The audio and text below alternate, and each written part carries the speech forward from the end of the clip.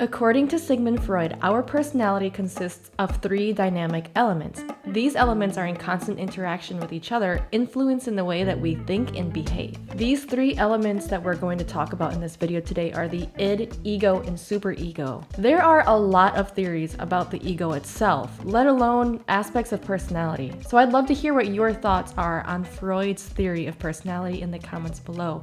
If you like this video, please give it a thumbs up so I know to make more content like this. All right, let's get into it. The first aspect of Freud's theory of personality is the id. This is, of the three elements, the only one that is present at birth. This holds our primal and instinctual behaviors. Operating entirely unconscious, the id is guided by what Freud calls the pleasure principle. This principle is guided by the need for immediate gratification. If we were ruled entirely by the id, we would be taking what we wanted out of people's hands, out of their homes. We would be acting impulsively on our attraction towards a stranger, and we would be consuming anything we wanted whenever we wanted to. The id is present through our lives with these same primal instincts, but it's the development of the ego and the superego that comes in and mediates these primal urges and conforms our thoughts and behaviors to that of societies. When the pleasure principle is not satisfied, and remember that is the immediate gratification, we go through a process, what Freud calls is the primary process. When this need is unmet, we will form a mental image of what it is that we desire. So if we are hungry and we want a piece of cake, we are going to envision this cake in our mind. In doing so, we are releasing some of this tension as our subconscious does not know how to differentiate between what is reality and what is fantasy. So we are at least giving ourselves some level of gratification. Over time though, this tension will build as this need goes unmet. So this is where the ego and the superego come in with the secondary process, which aids in reducing that tension. In short, the id is basically just our primal instincts that we've had since birth, and it drives us throughout our days, throughout our lives. The second aspect of personality is the ego. The ego is derived, it's developed from the id itself, but it is constructed and it's molded through the influences of society. Its aim is to express the urges of the id, but in a socially acceptable way. The ego functions in the conscious, preconscious, and unconscious mind, keeping you grounded and preventing the id and the superego from gaining too much control. In Freud's theory, a strong ego means having a strong sense of self-awareness and good control over the other parts of your personality. Guided by what Freud calls the reality principle, this helps the ego look for ways to accomplish the id's urges in realistic ways while avoiding negative consequences. This principle urges us to weigh the pros and the cons, the benefits and the negatives, the risks and the costs. The ego looks for the right place at the right time to carry out this urge. So let's say that you're sitting in a work meeting and you didn't get enough sleep last night. Your id is screaming that you just want to take a nap, you can't keep your eyes open. But your ego is telling you, no, we need to wait until we go home, then you can take a nap. Or let's say that you came home to make some dinner and you ended up in an important conversation with your family members. Although you're hungry and your id is telling you it's time to eat, it's past your dinner time, your ego is telling you it's not appropriate to eat right now, we will finish this conversation and eat later. This is where delayed gratification comes into play. The ego is allowing the behavior to be carried out, but when the time and the place is correct and appropriate. Freud liked to compare the relationship of the id and the ego to that of a horse and its rider. The id would be the horse, and it provides momentum and power, drive. And then the ego would be the rider, who is controlling and giving direction and guidance to the horse. We mentioned with the id that we would use primary processing to help relieve tension. That is where we are envisioning our object or what we desire in our mind. When the tension is too strong because we didn't actually fulfill that need, we then go on to what we call the secondary processing. This is where the ego looks for an object in the material realm to match the image that was created by the id. You see someone working on a new laptop while yours is glitchy and slow. Your id urges to either take that laptop when they're gone or to go out and buy a new laptop immediately.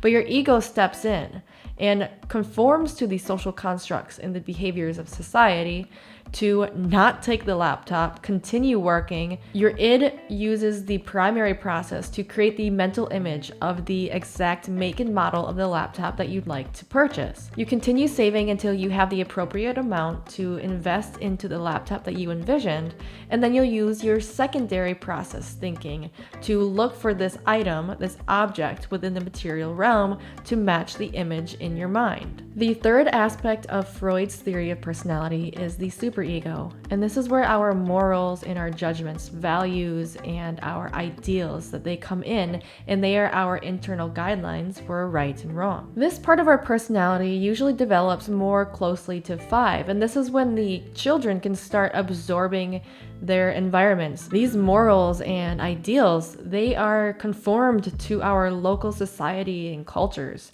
our friends and our family, our personal experiences. They are absorbed at an early age, and they lay a foundation of our personality. Just like the ego, the superego is also present in the conscious, preconscious, and unconscious mind. The main aim of the superego is to suppress the primitive urges of the id while encouraging high standards of living, even if it's unrealistic. The id is based on perfection. Freud categorized the superego into 2 components, the conscience and the ego ideal. The conscience is our moral judgments for what is right and wrong. It helps prevent us from negative consequences and the backlash of society. It aims to avoid making decisions that will lead to shame, anxiety, or guilt. Whereas the ego ideal holds our rules and standards for our idealized versions of ourselves, how we think that we should look and behave and act and think. It is the version of ourselves that our ego aspires to be. You're walking down the street and you see someone drop their wallet. Your id urges you to pick it up and see if there's money inside.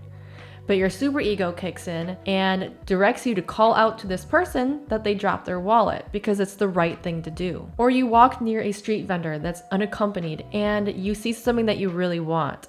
Your id tells you it would be so easy to just walk by and take it, but your superego comes in and tells you, nope, come back and pay for it when you have the money to do so, because it's the moral thing to do. Your superego is suppressing the urge to steal because it goes against your internalized sense of what is right. All 3 of these elements of your personality are in constant interaction with each other. At any one time, one aspect of your personality may have precedence over the other aspects.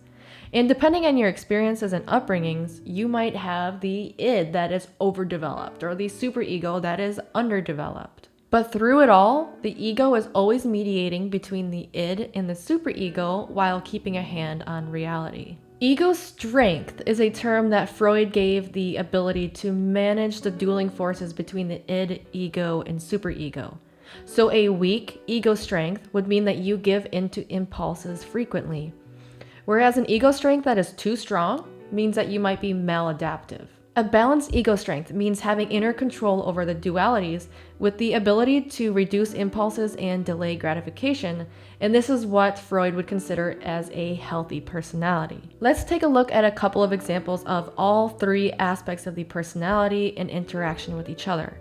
So let's say that you are on a consistent streak with exercising. You went for a long hike and your id is telling you, man, I don't want to move today. I think I'm going to skip my workout. Your superego comes in and says, you know what? You have been consistent with your workout routine. And as soon as you break the schedule, you might open the door to more frequently skipping days. Then the ego comes in and mediates and says, okay, I will do a short exercise and focus more on yoga and increasing my blood flow, stretching my muscles, so I can have a good and healthy recovery from this long hike. The ego compromises between the id and the superego. But when these 3 elements are in conflict with each other, it can cause inappropriate behaviors and psychological distress. Depending on which part of your personality is more unbalanced or underdeveloped or overdeveloped, this can cause varying behaviors. Self-destructive, impulsive, fearful, maladaptive, even things like OCD, phobias, addictions, depression, anxiety. An overly active id can cause a person to act on their most basic urges without any care or concern for others or other things. They would have no concern over what is socially acceptable and appropriate. But an overly dominant superego can cause someone to be extremely judgmental and unable to accept other perceptions or ways of life if it goes against their internalized morals. Different experiences, your age, healers and therapists, they all play major roles in shifting the dynamics between your id, ego, and superego. Integrating the different experiences that we've had in our lives that have affected our personality can help us create a more harmonious psyche and a balanced exchange between the id, ego, and superego. So what do you think? Do you agree with Freud's theory of personality? Let us know in the comments below, and don't forget to give this video a like so I know what kind of content you guys want to see more of. Go ahead and check out this next video over here to continue unlocking your inner wisdom. I will see you in a second, and stay blue.